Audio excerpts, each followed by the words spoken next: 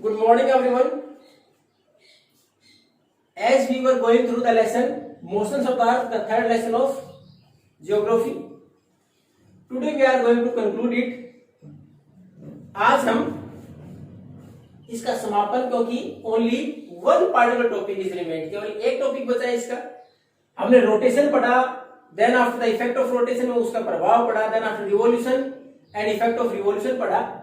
अब हमने एक फिगर था इसमें 3.3, उसके द्वारा हमने एक्सप्लेन किया था कि हमारे पास जब मूवमेंट होता है सूर्य का, तो एक तो हमने ऑर्बिटल प्लेन पढ़ा था कि हमारे पास ऑर्बिट से और जो हमारा अर्थ है एक्सिस, अर्थ का एक्सिस जो है उसका एंगल 66 का बनता है, स्ट्रेट नहीं है, वो हमेशा थोड़ी बहुत टिल्टेड टुवर्ड्स द सन, थोड़ी बहुत सूर्य की तरफ झुकी रहती है अर्थ, क्योंकि उसके ऊपर अपने ऑर्बिट में. उसमें कल हमने पढ़ा समर सोलेस्टाइस, कल हमने पढ़ा था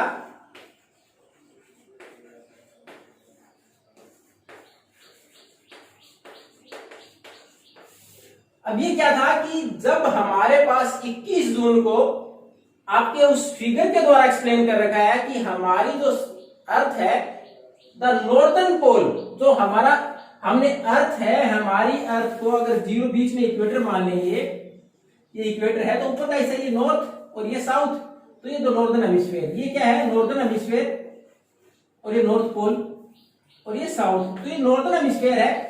ये मैंने इसमें ऐसे खींचती लाइन, लेकिन है कैसी है एक्सिस हमारी इस प्रकार की एक्सिस है, ये बीच में एक्सिस है इस प्रकार की, तो ये हिस्सा it is tilted towards the sun, ये थोड़ा सा हिस्सा सूर्य की तरफ ऐसे झुका हुआ होता है. और 21 जून को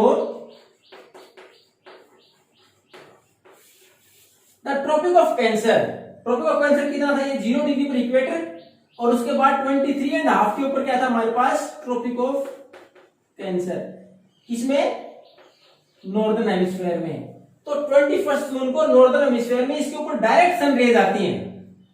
अगर उस फिगर में देखो तो उसमें देखोगे सीधी डायरेक्ट सन रेज कहां आती है, ट्रॉपिक ऑफ कैंसर के ऊपर. इसका मतलब इस जगह के ऊपर जितनी रोशनी आएगी, एक तो इसमें उस टाइम पर जो फेस करेगा सूर्य को क्या आता है दिन, और दूसरा हिस्सा होता है रात. और फिर दूसरा क्योंकि ये रोटेशन नहीं है तो रिवॉल्यूशन पढ़ रहे हैं, तो रिवॉल्यूशन में इसमें समय लगता है. 365 को हम 4 में डिवाइड कर दें तो उसके अनुसार ये हिस्सा जब सीधा फेस करा ट्रॉपिक ऑफ कैंसर, सीधा फेस करा सूर्य को, तो यहाँ सूर्य की रोशनी सीधी पड़ती है. यहाँ इस दिन सबसे बड़ा दिन 21 जून की बात करें तो it is the largest day on 21 June in northern hemisphere. Northern hemisphere में सबसे बड़ा दिन होता है. और ये जो रीजन है नॉर्थ पोल का, कि उसको मूव करते करते नॉर्थ पोल को वापस डार्कनेस में आने में समय लगता है, लगभग 6 महीने तक यहाँ दिन रहता है नॉर्थ पोल पर.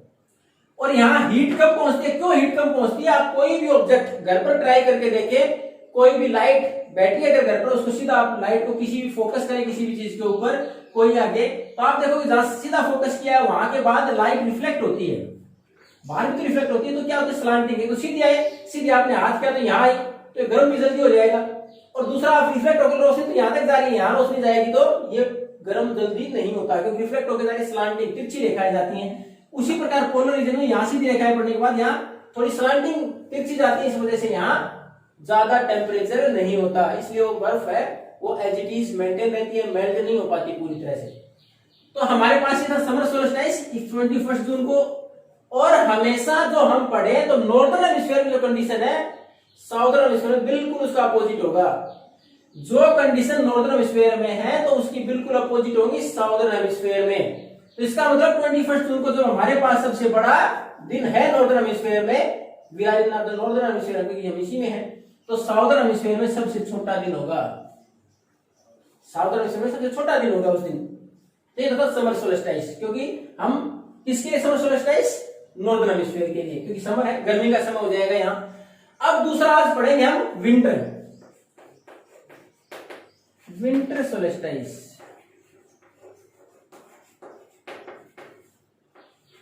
अगर विंटर सोल्स्टिस की बात करें, अब देखो विंटर सोल्स्टिस कब होगा, ये हम नॉर्दर्न की बात करें तो विंटर सोल्स्टिस नहीं, तो साउथ में तो ये क्या हो जाएगा, साउथ में मैंने बोला पहले ही बिल्कुल अपोजिट होगा, ये समर सोल्स्टिस हो जाएगा साउथ में.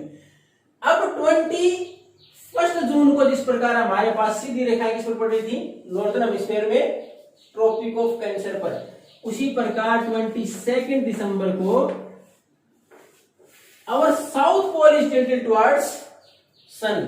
जो हमारा दक्षिण जो ध्रुव है वो किसकी तरफ होता है, सूर्य की तरफ। तो सीधी रेखाएं किस पर पड़ती हैं, यहां एक आपने पढ़ा 23 के ऊपर Tropic of Capricorn, longitude latitude पढ़ा था हमने रेफरेंस पॉइंट में 23.5 डिग्री साउथ जाए तो ट्रॉपिक ऑफ कैप्रिकॉर्न, और यहाँ कैंसर, यहाँ ट्रॉपिक ऑफ कैप्रिकॉर्न पर पड़ेगी सीधी रेखाएं।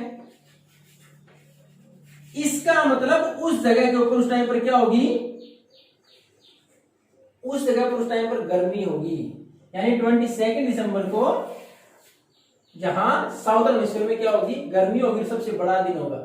साउदर्न हेमिस्फीयर में, दक्षिणी ध्रुव में, अगर दक्षिणी हेमिस्फीयर अर्ध गोलार्ध की बात करें यानी शीशे की बात करें, लेकिन हम तो इसमें हमेशा नॉर्थ और साउथ एक दूसरे के अपोजिट हैं। इसका मतलब 22 दिसंबर को हमारे यहाँ क्या होगी, ठंड होगी। जब वहां गर्मी है तो हमारे यहाँ क्या होगी, ठंड होगी। उसके साथ साथ ये सबसे बड़ा दिन होगा किसका, साउदर्न हेमिस्फीयर का, हमारे यहाँ सबसे छोटा दिन हो जाएगा। उस दिन हमारे यहाँ ये सबसे छोटा दिन होगा। यानी अगर नॉर्दर्न हेमिस्फीयर की बात करें, सबसे बड़ा दिन होता है 21 जून और सबसे छोटा होता है 22 दिसंबर। एक चीज आप देखोगे कि हमारे यहाँ क्रिसमस कब आती है, 25 दिसंबर को, और हमारे यहाँ देखो 22 दिसंबर वाला जो समय है जब से सबसे छोटा दिन होता है, हमारे यहाँ साउथ में सबसे बड़ा है। तो कब आती है, हमारे यहाँ आती है सर्दियों में, दिसंबर में सर्दी होती है। लेकिन मैंने बताया ये साउदर्न हेमिस्फीयर में उस टाइम पर क्या होगी, गर्मी। यानी हमारे यहाँ क्रिसमस का फेस्टिवल हम मनाते हैं कब, विंटर में, जबकि अगर ऑस्ट्रेलिया, क्योंकि साउदर्न हेमिस्फीयर में आता है ऑस्ट्रेलिया, वहां एक गर्मी में सेलिब्रेट की जाती है, वहां गर्मी में। साउदर्न हेमिस्फीयर उसके अंदर जो हमारे पास क्रिसमस का फेस्टिवल है वो गर्मियों में सेलिब्रेट होता है। तो ये हो गया हमारे पास विंटर सोल्स्टिस। विंटर सोल्स्टिस क्यों, ये नॉर्दर्न हेमिस्फीयर के लिए विंटर है, लेकिन वहां के लिए तो अगर साउथ की बात करें तो कैसा हो जाएगा, समर, क्योंकि दोनों में अपोजिट होती है। तो विंटर सोल्स्टिस क्या है, जब 22 दिसंबर को सूर्य की रोशनी सीधी किस पर पड़ती है, ट्रॉपिक ऑफ कैप्रिकॉर्न के ऊपर। तो उसके ऊपर उस टाइम पर वहां सबसे बड़ा दिन और गर्मी होती है, जबकि हमारे यहाँ उल्टा होगा, नॉर्दर्न हेमिस्फीयर में हमारे यहाँ सबसे छोटा दिन और सर्दियां होंगी। दूसरा हमने पढ़ा था नॉर्थ पोल में जब समर सोल्स्टिस था 6 महीने दिन रहता था, यहाँ 6 महीने रात रहेगी। अब दिन कहाँ रहेगा, साउदर्न जो पोल है हमारा, जो नॉर्थ साउथ पोल है, दक्षिण ध्रुव के ऊपर 6 महीने अब दिन रहेगा। ये था हमारा समर और विंटर सोल्स्टिस। अब एक वर्ड और है आपकी बुक में, वो है इक्विनोक्स। इक्विनोक्स, अब इक्विनोक्स क्या है, हमारे पास 21 मार्च और 23 सितंबर ये दिन ऐसे हैं, जैसे 21 को ट्रॉपिक ऑफ कैंसर के ऊपर सीधी रेखाएं पड़ रही थी, 22 दिसंबर को ट्रॉपिक ऑफ कैप्रिकॉर्न पर, और ये दो दिन है, इस दिन सीधी सूर्य की रोशनी किस पर होती है, इक्वेटर के ऊपर। यानी उस टाइम पर सीधी रोशनी किस पर, इक्वेटर पर। इक्वेटर के आसपास के रीजन है उसमें सारे चेंजेस यानी बड़े होंगे, लेकिन अगर इन दोनों की बात करें तो यहाँ दिन और रात दोनों बराबर हो जाएंगे। यानी साउथ और नॉर्दर्न हेमिस्फीयर में 21 मार्च और 23 सितंबर को दिन और रात दोनों बराबर, इसको बोला गया इक्विनोक्स।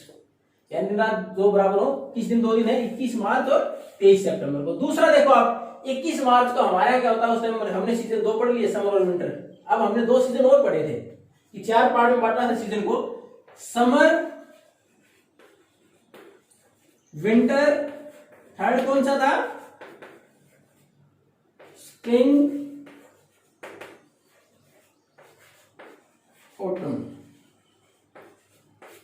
अब ये 21 मार्च को हमारे यहाँ क्या है, नॉर्दर्न हेमिस्फीयर में स्प्रिंग। तो नॉर्थ और साउथ में बिल्कुल अपोजिट होता है, नॉर्थ में अगर स्प्रिंग है तो साउथ में ऑटम, और उसी प्रकार 23 को उल्टा हो जाएगा, हमारे यहाँ ऑटम होगी तो उधर स्प्रिंग। ये है इक्विनोक्स। इन 2 दिन हमारे यहाँ दिन और रात बराबर होते हैं। 21 जून को हमारे यहाँ सबसे बड़ा दिन, तो साउथ में सबसे छोटा। 22 को साउथ में सबसे बड़ा दिन, तो हमारे यहाँ सबसे छोटा। अब हमारे पास हमने रोटेशन और रिवॉल्यूशन दोनों का एग्जांपल पढ़ लिए। Rotation for the day and night की किस प्रकार इफेक्ट होते हैं हमारे डे एंड नाइट। रिवॉल्यूशन हमारे यहाँ सीजन्स, और ये हमने अलग अलग पढ़े कि समर सोल्स्टिस क्या है, विंटर सोल्स्टिस क्या है, इक्विनोक्स क्या है। If you have any doubt then you can ask. Thank you and have a nice day.